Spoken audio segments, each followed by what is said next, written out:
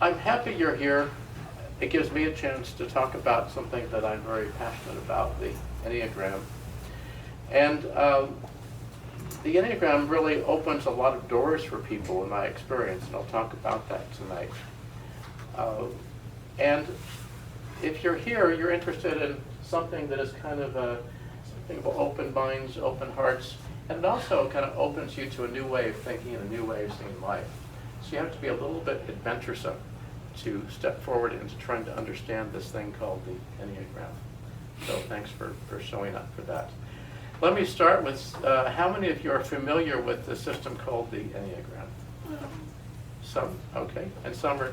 And how many of you, are there any Enneagram enthusiasts in here? People who have been studying and working and, okay.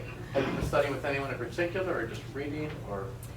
Yes, with Chestnut Pius, their academy, I work with them. Okay, good.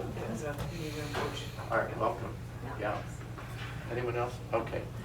How many of you have read an Enneagram book before or looked at one? You have, okay. All right, so a few. So the rest of you are pretty new to this. That's what I like. I try to give a talk like this to everyone, if you know about it or you don't. And the book is really designed to help introduce you to this system called the Enneagram. And if you have been studying it, it gives you a different interpretation and a different focus on the Enneagram. So what I'll do tonight is give you a little overview of what this whole thing is called the Enneagram. And then pretty immediately I'm going to take you right into it. The Enneagram is a system for understanding personalities. It's psychological in many ways, to understand what makes people do the things they do. Have you ever wondered about people? That's why, like the person next to you. So I wrote the book so you could better understand the people in your life, and that includes you. I don't know about you, but people can be, what can I say, confusing, inconsistent, aggravating, surprising. Can you fill in some more words for me? Weird. Weird. So we all know that we could probably use a little help with trying to understand people and ourselves, truthfully. So that's what this book is about.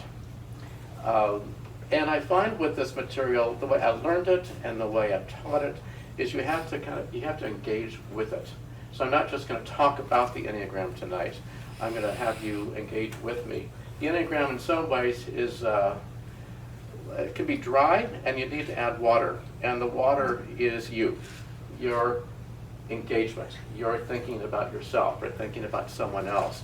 You each have a card, and in a few minutes I'll tell you how you can use that card tonight. So we'll go through kind of the skeleton, or kind of inside of what's called 9 personality types. Have you see where you might engage with it for yourself, about you or about someone else that you know. And then I will talk a little bit about the book itself and how it's structured and why I wrote it the way I did, and question and answer. And I'll be glad to sign books for you if you are interested in buying it. There's also a little index card there, which means at the end of the night, if you want to know more about what I'm doing, other talks, or if I do classes, you can give me your name and email, and I will give you information on that. I don't send out many emails to people. I'm really bad about that, so don't worry about getting too much from me. All right. Here's the beautiful cover of the book. Some of you knew that I wrote a kind of prototype of this called Kindness, which is still available. And I worked with some professional people in the professional world of books, and one was a book designer, and helped me design this cover. And the beautiful artwork that's in the book, which you'll see a lot of tonight. The artist is here tonight, Nancy Bardos. And it really, Nancy was extremely instrumental, of course, in this book because it's filled with beautiful art. Portraits like these, you'll see 27 different portraits in the book. And there are 9 cartoons, I'll call them, which you will see, which she created. And Ken, my partner, was the overall art director for this project, and technical, many, many things. And there happens to be, this is kind of a big deal, a woman who helped me reshape the book into this, what it is, my editor, and that's Carolyn in the back, Carolyn Bond. So thank you, Carolyn. So I get to have the crew here tonight. We worked pretty intensely for a while, so it's good to have the end result here. All right. The book's called A Field Guide to Humans. I called it humans. You know, I think that's a good word. Instead of just people, humans. I kind of think of us as human creatures, because so much of what we do is not conscious. We're creatures of habit. The Enneagram says that we have habits of mind, habits of how we think, habits of what we notice, habits of reactions, and we're kind of creatures in that way, so I just call it a guide to humans. And a field guide, really, in that usually field guides are for what, birds and flowers and things like that. Well, we took this approach. What would happen if you were like a researcher and you're trying to understand another species, which other people can look like another species sometimes. And so I based it on that. In fact, I live in Jacksonville. There's the woodlands in Jacksonville and incredible wildflowers. And here's a chart of the wildflowers in the Jacksonville woodlands. As you can kind of see, a little comparison here. So in some ways, people are kind of wildflowers. You know, they pop up, they do strange things, and we go, what? You know, I don't understand.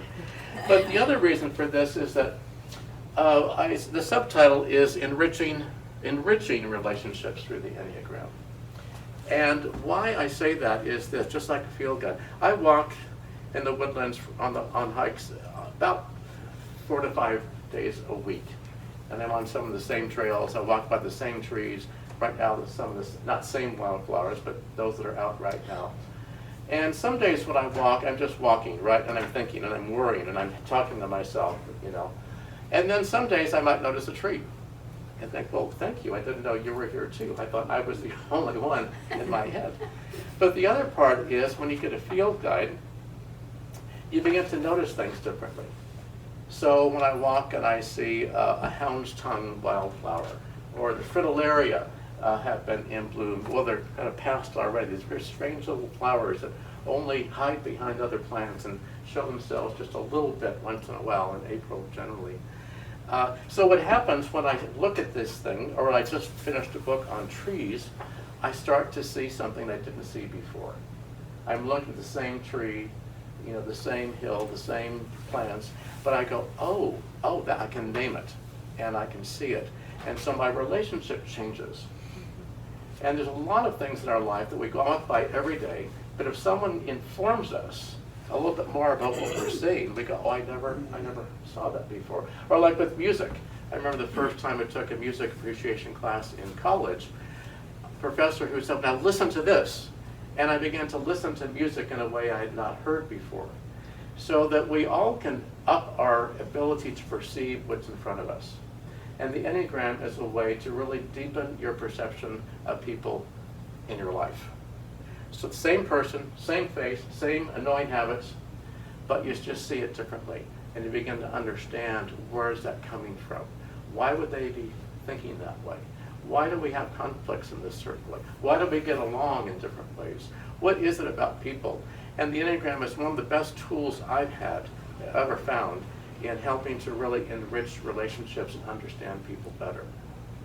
I have been working with people all of my career as a consultant, as a therapist, a marriage counselor, a organizational consultant, working with teams, leadership and so forth, always looking for how do we unpack this thing? How do we get along better? And how do people become more self-aware? I have found that self-awareness is a very important key. So this packs it all in the Enneagram. It's a very condensed system. And I wrote the book in such a way that it would be, there's a lot of theory, a lot of information about the Enneagram, and I just took what I thought would just be a sliver to provide you with, to be able to see immediately in your life some of these things that we're talking about here.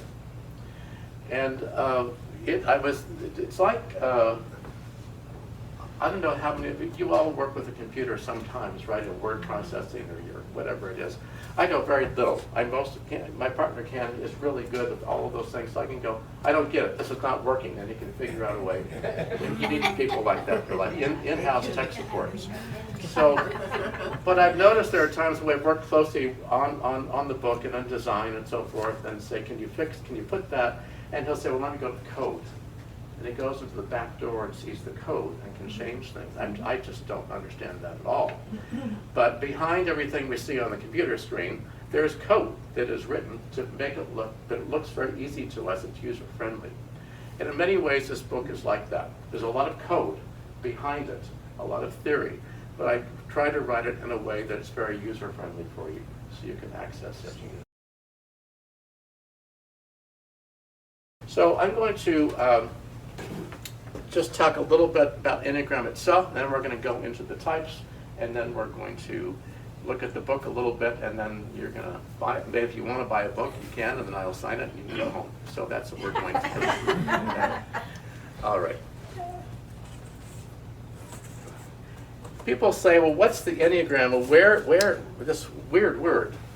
This actually is the Enneagram.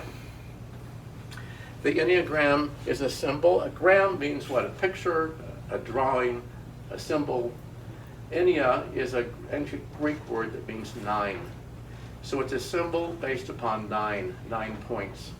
If you look at this, you'll see that we do have a circle. A circle generally means what? Unity, wholeness. Everything is contained in one. He's got the whole world in his hands. It's like everything is together. So there's that immediately an understanding that we're looking at something that's about wholeness, how to put everything into one place. There's also in the middle of it a triangle, which you can see.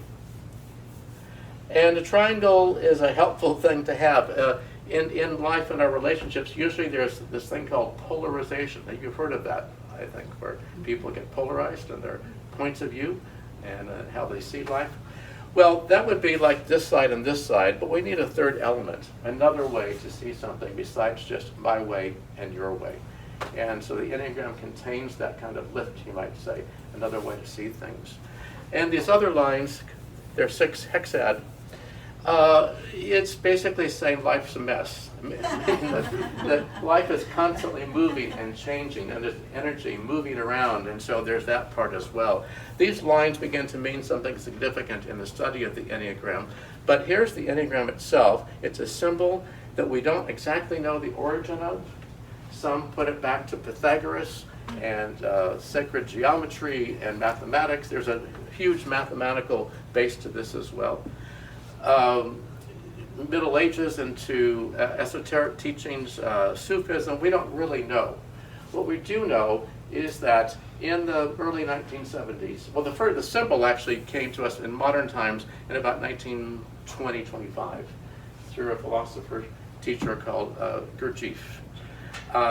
It appeared again through other people in the late 60s, early 70s, and it became the Enneagram of personality, which is what we talk about today mostly. Most of when you hear about the Enneagram, it's the Enneagram of personality, which is what my talk in this book is based upon. There's many ways to interpret this symbol. I go by the interpretations mostly of about the personalities. So today we have an Enneagram that is more familiar to people, which is here's the symbol, but added to it now is an interpretation of personalities. And there are 9 personalities placed around this circle. One thing about seeing 9 personalities around the circle is that there's no hierarchy.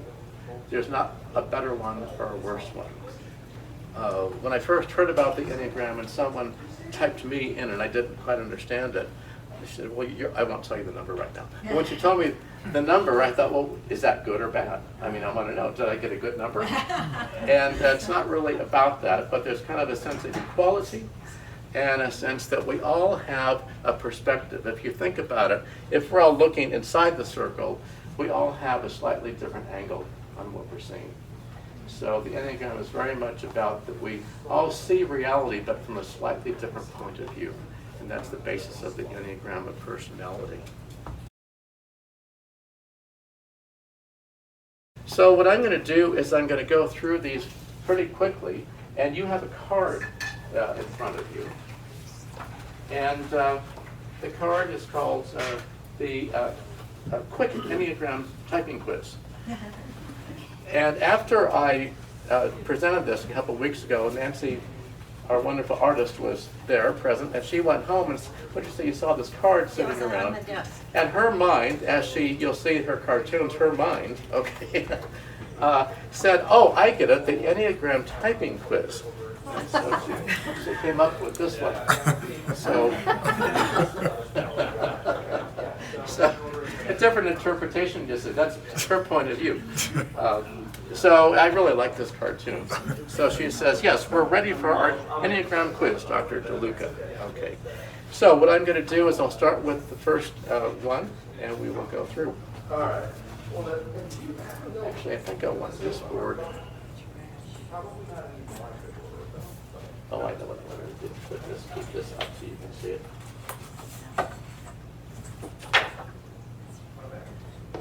Okay. So, we're starting with this type 1 here. And there are names that are given to these, but different teachers use different names. Number is the best way. I refer to them as numbers. But when you look at this image, again, these are all created by Nancy from some cue from me, but mostly it was her imagination that said, "I think I understand this type," which is remarkable about the Enneagram. You can read about it, but there's a lot of intuition that it takes to really understand these things. So open your intuition tonight. So type 1, and I notice here that this woman doesn't look too happy right now, and kind of scowling, and she's noticed that someone is putting a piece of paper that should be recycled in the trash. Okay, we all know what that's like. But for a 1, it's like, no. There are rules. You follow the rules. And I'm going to have to fix it now. So that this type of, we all have this type. Right? But we all notice when things are wrong, but 1s are particularly focused on that. So to give you just a couple words to tell you a little bit about how they think, how they see things, and how they come out in a personality, I have a little more information before I give you, refer to that card. So the type 1s, you might say, for them, life is about being a good and responsible person. So when I give you these things, there's a real kind of a life is about and I must. We all behave in these certain ways, but inside, unconsciously, there's kind of this fixed place that says, this is life, okay? And without knowing it's like, this is life for me, this is just life. So for 1s, life is about being a good and responsible person. And so their kind of rules of life are things like, I must be good, I must do things right. Everyone should do things right. And what I have to make sure I avoid is ever being wrong or bad or criticized. 1s are very sensitive to criticism. So again, we're familiar with this, but for a 1, it's like life itself. That's my default setting if I'm a type 1. If you look at your card, and on your card, we'll start with the type 1. You'll see there's 2 columns to the right. I say you and them. You know what I mean by them. Maybe you're with them tonight. So the book is written towards others in relationship, but tonight you can look and see, do you find yourself here in some way, and do you find someone else here? It could be your beloved, someone you're here with. It could be someone who comes to mind. You can choose how to use the second column. But what I want you to do in there, and this is just a quick thing, I give you a rating, a possibility of 0 through 3 to write down, your sense of identification with it. So if you find that you really don't get this type at all, you understand, but it's not you, and it's not someone you know, it could be a 0. No. If you think there's something to that, I can see that a little bit, okay, I'll give it a 1. If you say, no, there's a lot there, okay, I can see that, it'll be a 2. And if you say, you got me, it just feels like somehow you have, this is like an inside of you. Remember, the Enneagram describes the hidden personality. It's really what we don't often see. It's what other people close to us see. but we don't see. So this is part of it. So what you can do is give yourself in column 1, or someone else, someone with you, someone comes to mind, a sense of 1 through 3. Doesn't mean it's a typing, it's just a quick sense. And I want you to use that quick sense tonight just to get you engaged. You had a I question? was just looking at the negative words.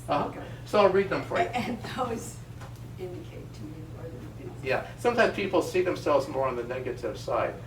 The one is called idealist, reformer, perfectionist. Here's the words when people, when a one is really in their higher state, you might say, I call it more expansive states, they can be really ethical and reliable and idealistic and fair and self-disciplined and have high standards. I say when it's overdone, or when a little too much of that, or when they slide into the lower side of it. Other ways to say that, they can become, and we see them as being judgmental, dogmatic, obsessive, inflexible, critical, overly serious. So both sides of the same coin. Just write 0 through 3 for yourself in column 1 if you want to do that, and for someone who is your beloved or someone that you know that it reminds you of. You can put initials if you want. Yes. What if you relate to, like, either the positive or the negative, but not to both aspects? Just pick a stab. In other words, just put down something. It's going to be both. You may not relate to both aspects. What does it need? Not the positive or not the negative? Well, like, I relate to very much the positive side of one. All right. And then the negative, I don't as much. Okay, well then put the number that seems right for that. I mean, like, I'm a full 3 for the positive. Like, yes, for sure. Well, you bring up something really interesting because the Enneagram is not kind to us. I mean, I have lots of negatives I can No, I know. find in here, But but I'm just saying. But it's those true that specific it's ones. hard for us to sometimes see the other side. Generally, it's someone else who sees it. The Enneagram is talking about what we call the shadow. I'm this, but other people say, yeah, you're that, but you're also this. They can see something. I'm seeing a lot of. We all know that one. We can. It's much easier just for somebody else. Oh yeah, perfect. Yeah. So just write down 0 through 3 for yourself and for someone else. Just take a stab. You can even use decimal points if you want. I see it as a 1.1, a 1.5. Okay.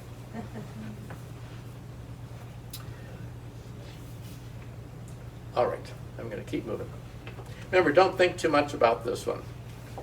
And this is not a whole typing session. It just gives you a chance to engage in the conversation about it. A type 2. 2s are often called what? The giver, the helper, the nurturer. And in this image, this is something like at a party and someone sees these beautiful carpets on the Tibetan carpets on the wall. And the person comes in and says, oh, aren't those beautiful? I know that you can buy them. I'll help you. Just immediately trying to help this person.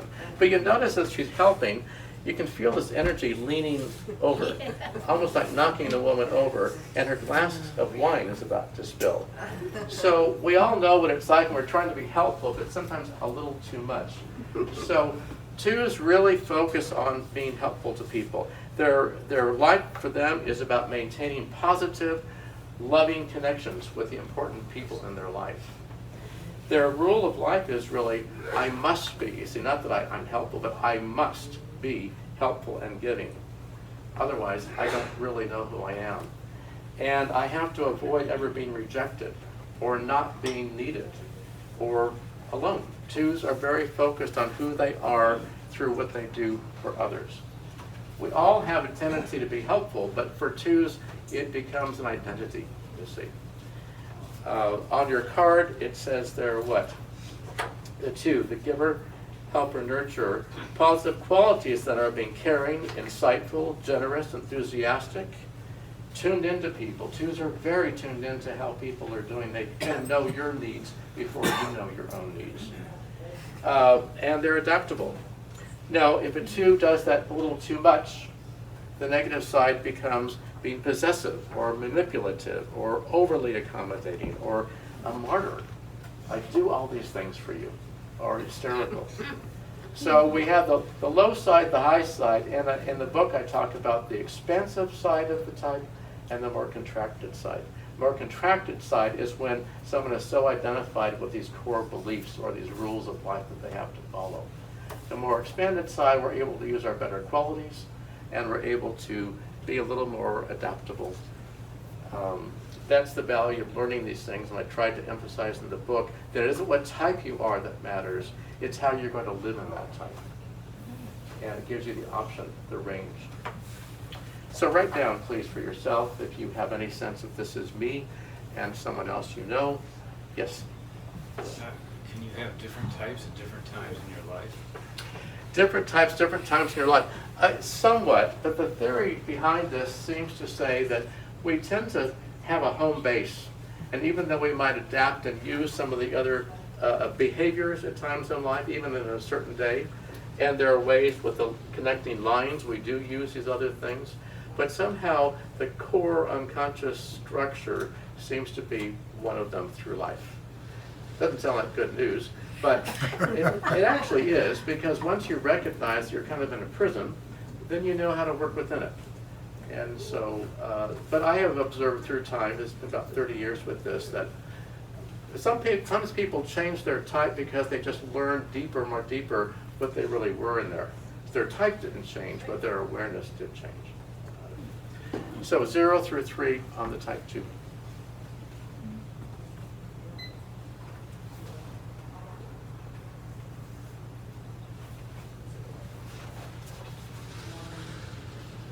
For yourself and for someone else.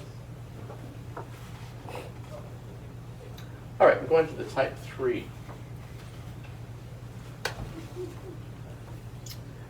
This cartoon should make you chuckle a little bit, and that's why Nancy was so good, because we're caught in the act of being human, basically. That's what I love about the Enneagram. So a type 3 is very much focused on achievement, getting things done, being successful, but even more, being outstanding. And outstanding can be the best in your field or best at whatever it is, and outstanding kind of stand out from the crowd. 3s are very aware of how they're perceived in the world. And so they kind of adjust themselves about who will I have to be in order to be successful in this moment, in this meeting, in this career, in this whatever it is. So 3s really know how to adjust themselves to succeed in whatever they do. And also they might say, I'll do whatever I have to be successful. I'll become who I have to become in order to be successful. The United States, overall culturally, is pretty much a 3 country. We're very focused on image, success, achievement. So those who aren't in that can feel really left out. That's why I love the Enneagram as well. Not everyone is a 3. But oftentimes we have to adopt the behaviors of 3. If we work in a setting where achievement at any cost, that's a very 3 kind of setting. So 3s have, they're very happy about what they've done. And so their sense of identity comes from what I have done. And they might let you know about their achievements. They might have plaques on the wall with their certificates, photographs of them with famous people. You get a sense that there's this, how, not only am I successful, but you're going to know that I'm successful somehow. So what they want to make sure they do is to be successful. They're focused on image. And what do they avoid? Failure. You won't see a 3 usually entering a situation where they might fail. They will just take a right turn and go somewhere else.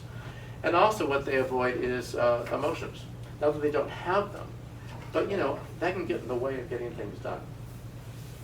It's like the sense of get over it, just get on with it. I don't care if you're depressed or whatever right now, you've got to keep moving. That's a very 3 orientation that we all need at times in our life, but it becomes chronic, and that becomes a problem to us. So on your card, you see for the 3, the 3s are called achiever, performer, pragmatist.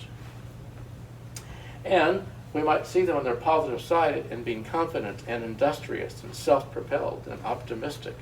And very efficient. 3s are very focused on efficiency, being practical, and can be inspiring to people because, wow, these people are inspired. Wow, look what this person did. When they do too much of that, or people see their own, that negative side to them, which they may not see, They can be seen as overly competitive, narcissistic, only seeing the world through themselves, too busy, deceptive, vain, superficial, pretentious. Pretentious meaning that threes tend to lose contact with who they really are oftentimes because they become their achievements. And so they pretend to be what they are. And in working with threes for time, not many threes made it to my therapy office or to Enneagram classes. Usually they're too busy. And secondly, it's to look inside. It's like, oh, we're not going there. We'll just keep moving. So so threes have a little challenge in that way, which can happen in relationships.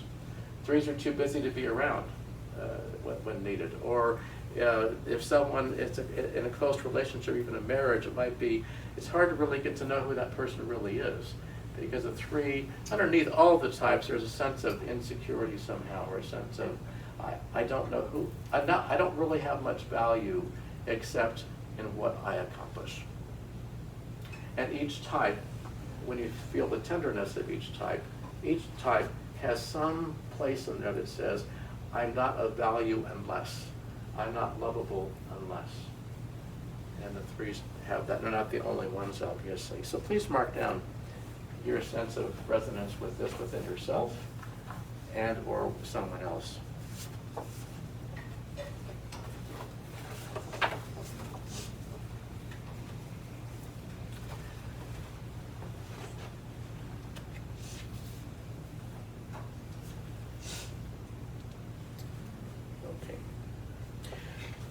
We're going to move to the 4. Again, don't think too much, just a number. All right. I love this image especially. This is someone who's walking alone, an individual. Often this type is called the individualist. You see that there's sunshine, there's clouds, but where's the rain? in the umbrella.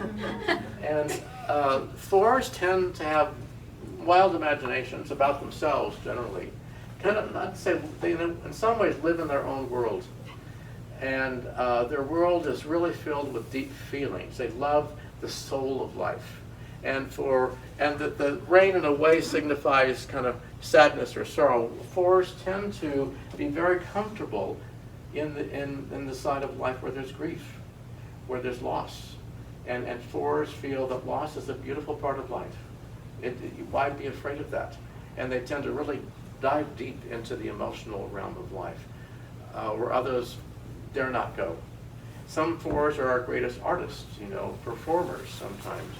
Not all, but there's a sense of drama in life. You can see the scarf, which is kind of, to me, the sense of the dramatic. And often 4s will dress like individuals. You will see them. 4s sometimes you can really spot them.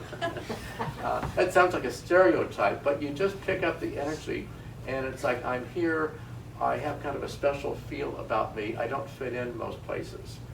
And so 4s, their life for them is about living authentically and about finding deep connections with others, finding things that are meaningful. Their role of life would be something like, I must be me.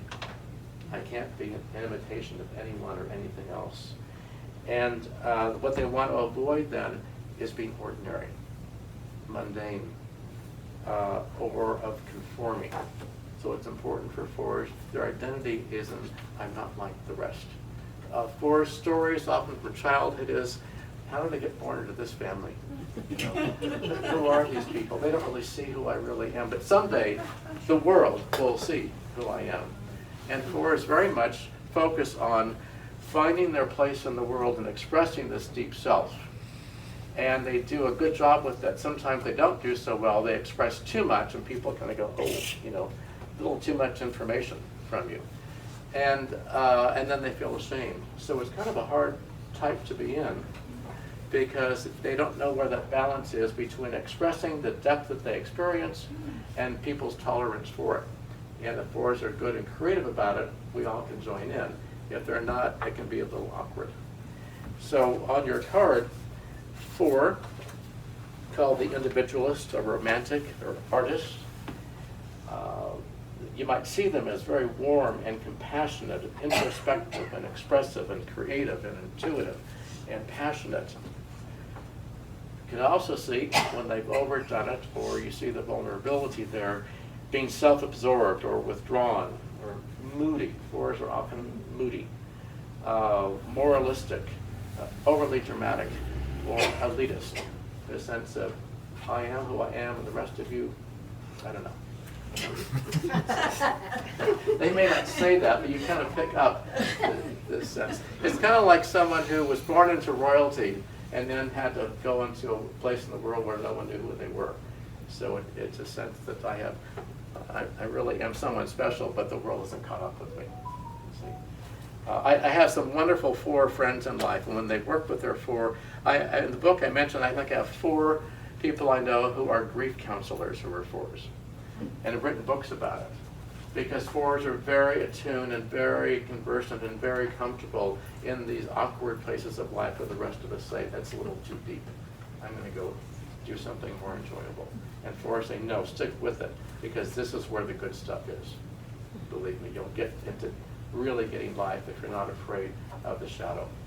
So, please mark down 0 through 3 how you might see yourself, someone close to you, or someone else you know.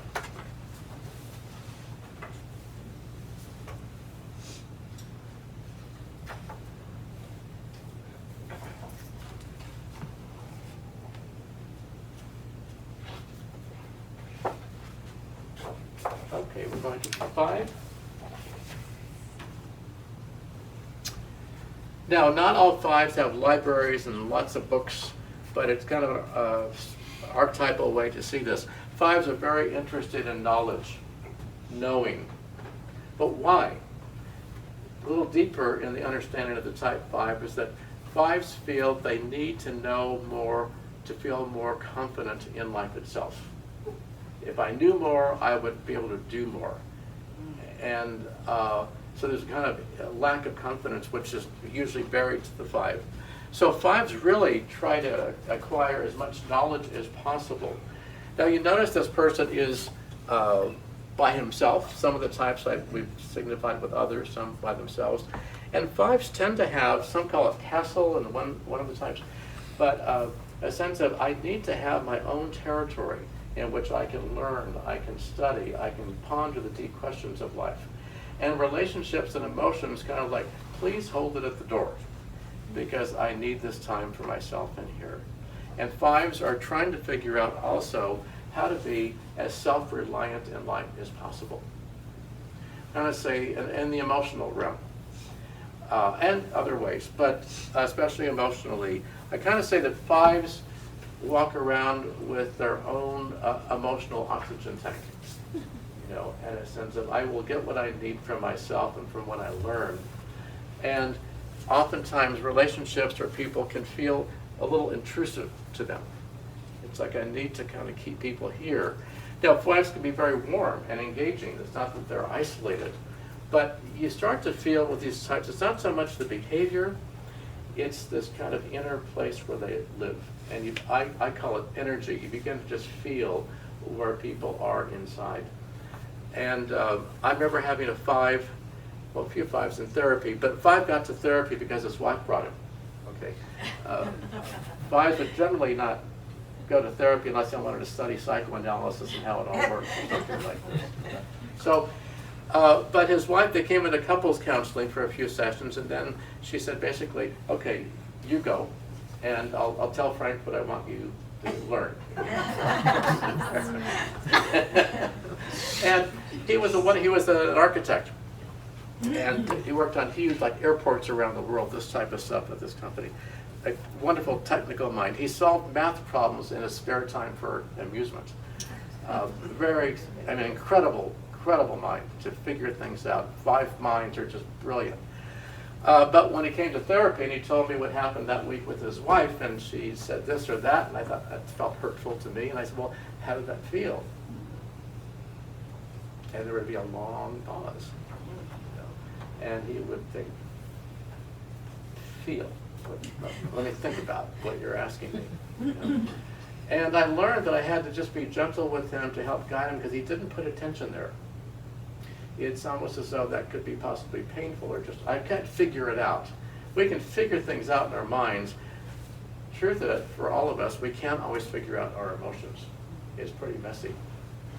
So 5s tend to say, I'll do emotions next lifetime. You know? But we're fine, you know. So again, it could be sci-fi, it could be science, it could be philosophy, anything. And not always books, but 5s can be really understand motorcycles really well. They understand every one that's been made and or have collections of things. They love to, whatever they're interested in, they will go deep into it and become specialists. So 5s are, they're about learning, their life is about pursuing knowledge and also maintaining a sense of privacy.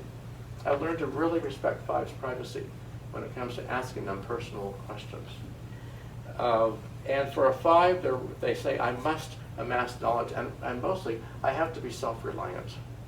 I have to depend upon myself because people are a little unpredictable. And I want to know, and I don't want to be dependent. I'd rather find a way to do things on, not just physical things, but I say mostly in the emotional realm.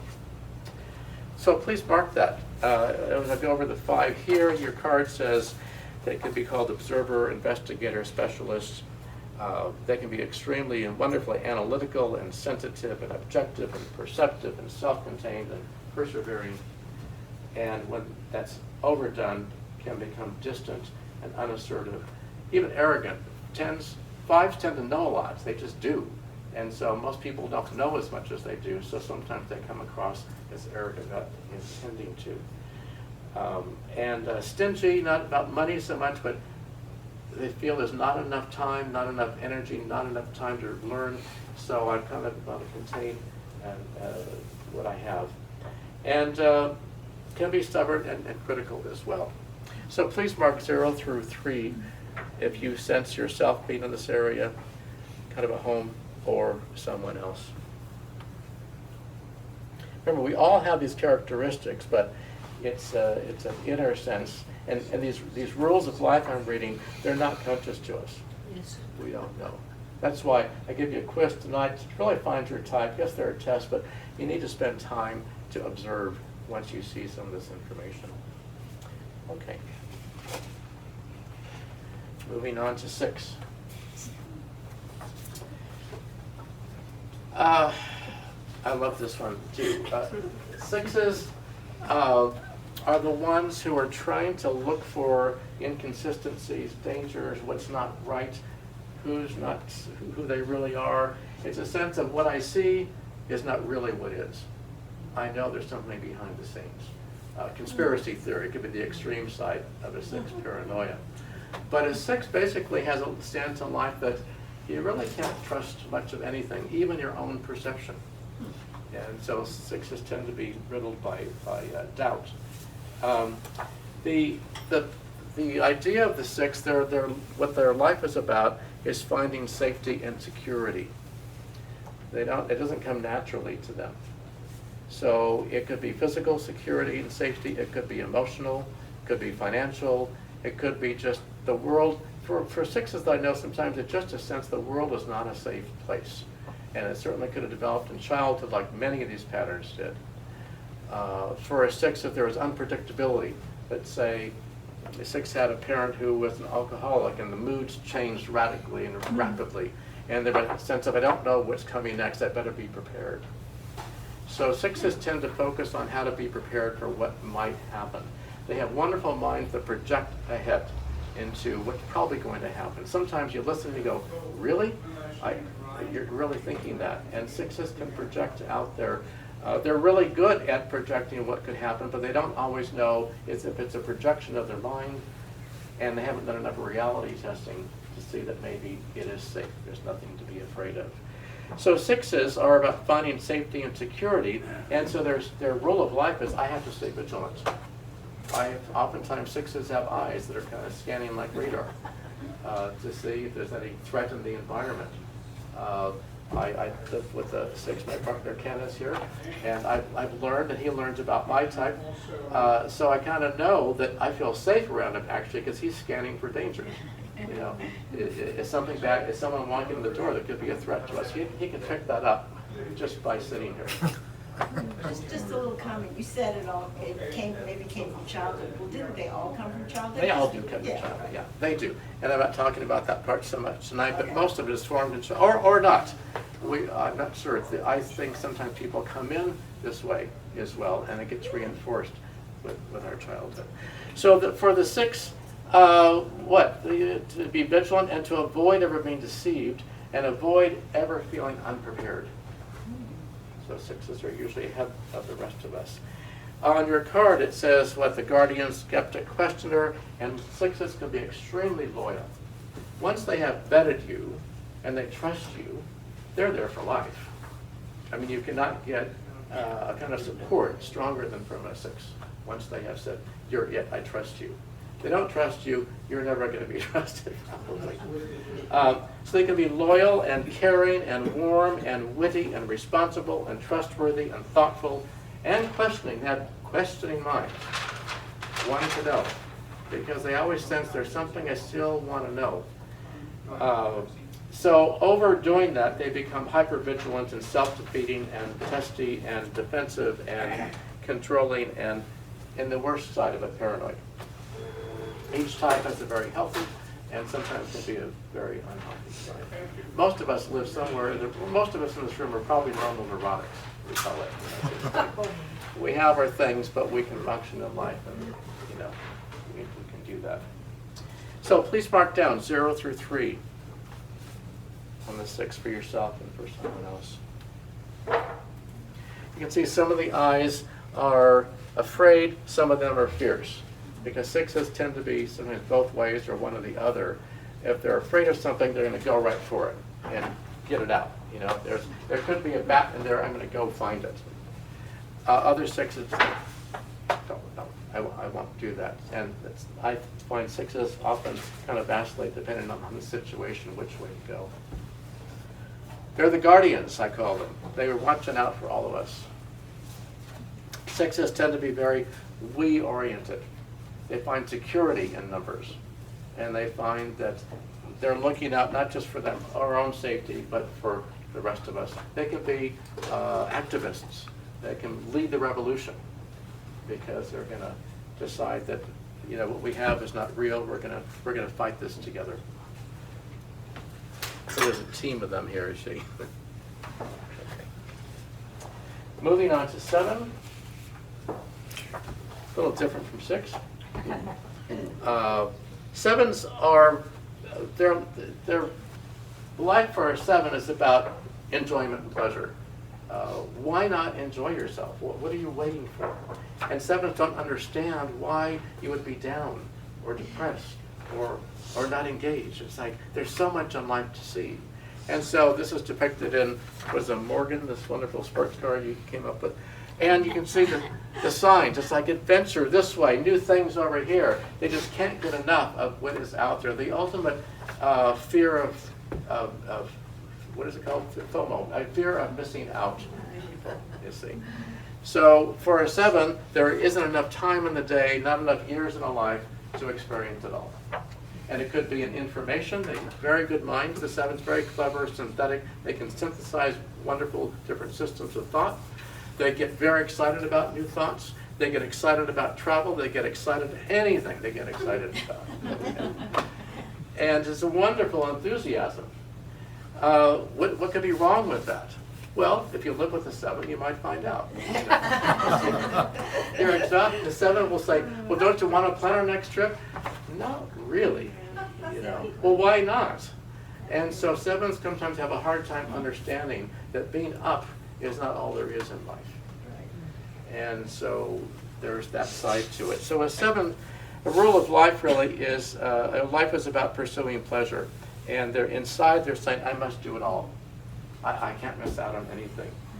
And I have to avoid negative emotions. I don't want to be pulled down by you or by me or by anyone else. They're fine, but we don't have time. There's too much to enjoy. And they don't want to experience limitation. Give me my freedom. I've got to have out in the open plain, you know. Please don't say I can't or I should. Oh, bad words for a 7. And they certainly don't want to be bored. And so 7s, sometimes if they're not aware, kind of lower level, they tend to just keep pursuing things that will give them pleasure in the moment, but often don't have a sense of fulfillment. And so 7s can experience enjoyment, but not really fulfillment. On your card, it says the 7 is an optimist, an adventurer, an enthusiast, and they are what? Spontaneous, fun-loving, imaginative, enthusiastic, charming, curious, optimistic. They can be seen, or they can fall into being impulsive, undisciplined, restless, narcissistic, rebellious.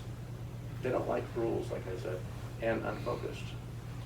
They're a little bit ADD for some 7s in the sense of the attention keeps going to the next shiny object. Especially if things get kind of sticky. They'll plan a trip. So 0 through 3.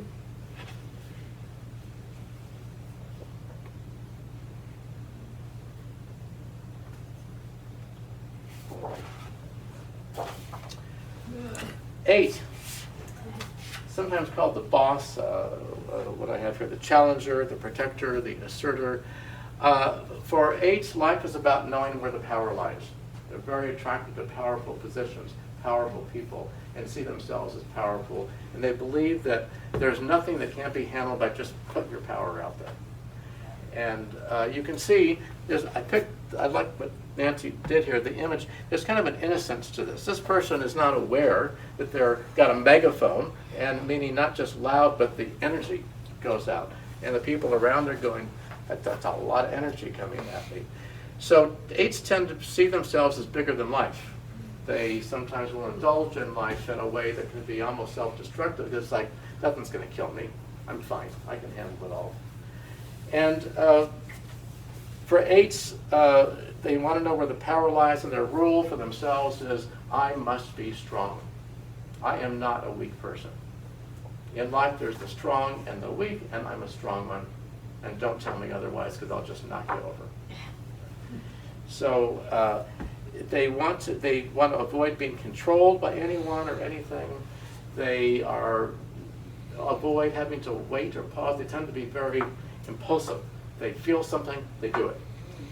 And they definitely don't want to be seen as weak or see themselves as weak.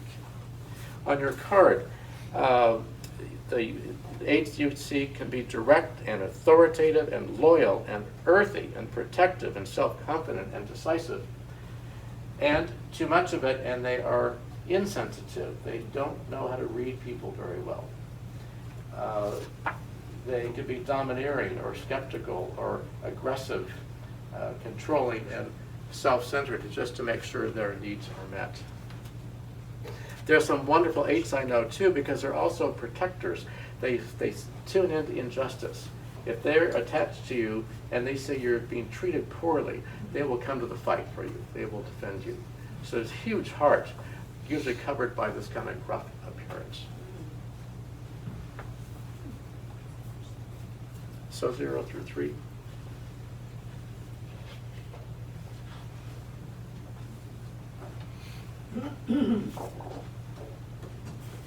And 9, we're at the top of the pyramid.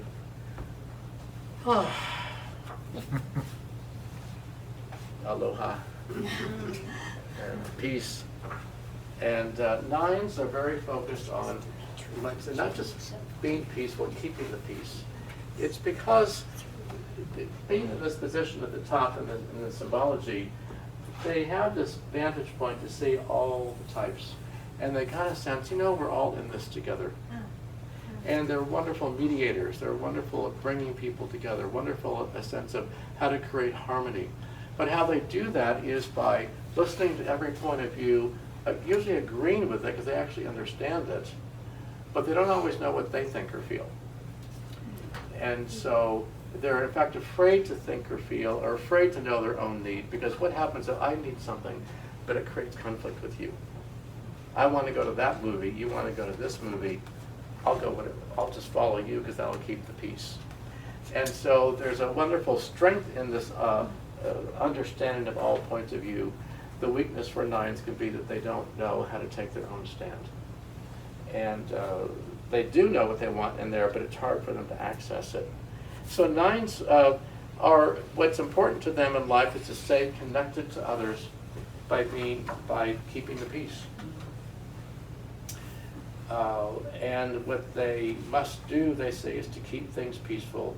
I must avoid conflict, confrontation, even making a decision sometimes, because what happens if it's the wrong decision or I displease someone because I said what I wanted. And they're also want to avoid sometimes knowing their own needs, because that can cause problems. So they kind of downplay their own needs. On your card, you'll see it says it's called peacemaker or mediator or harmonizer. Some of the best consultants or mediators in life are 9s. They just have this wonderful sense about them to understand how to come together. And they can be very pleasant then, and peaceful and patient and receptive and diplomatic and open-minded, empathic, and also forgetful, meaning self-forgetting. They forget what was important to them. Stubborn, peaceful, but if you press, a 9 will often use passive aggressiveness sometimes. They don't want to say what they don't want. They'll just do what they want to do. Apathetic and spaced out sometimes, kind of unsure, that kind of forget things. That's 9.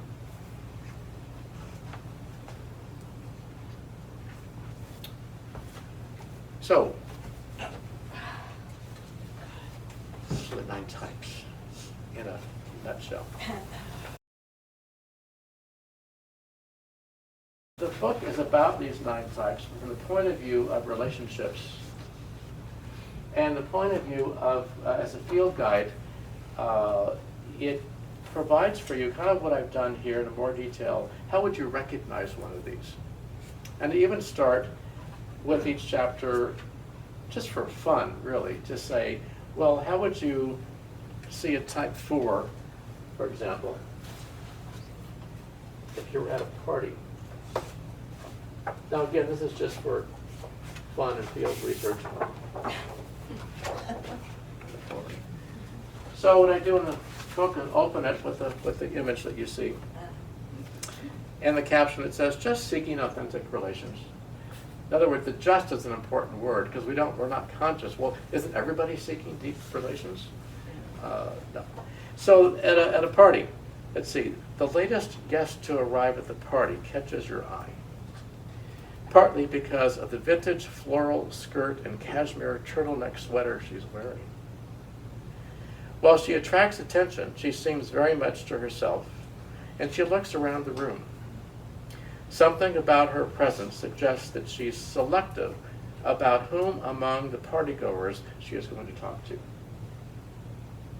Later in the evening, you notice her engaged in a deep conversation by the fireplace with your friend, the recording artist. You may have spotted the 4. So she found her way in that social setting to have a deep conversation with someone that was an artist. That would appeal to a 4. So it opens this way, and I go through how to just see a 4, things a 4 might say. I'm not intense, I'm just trying to tell you how I feel. You might hear a 4 say that. Then I move into the inside story, so you understand, why would someone behave that way? What is their story inside? And what they are like in their more limited state, and what it's like in their more expansive state. And then the third section is on relationship. How would you relate to one of these? And I have stories in here to illustrate how you might communicate with someone who's not your type. Okay. So this is full of stories and pictures and also a guide for how to relate to each, some kind of bullet points. And I end each section with something I think is really important, and I call it be mindful of their tender spot and their gift. And it's really the point of the book. In other words, for the 4,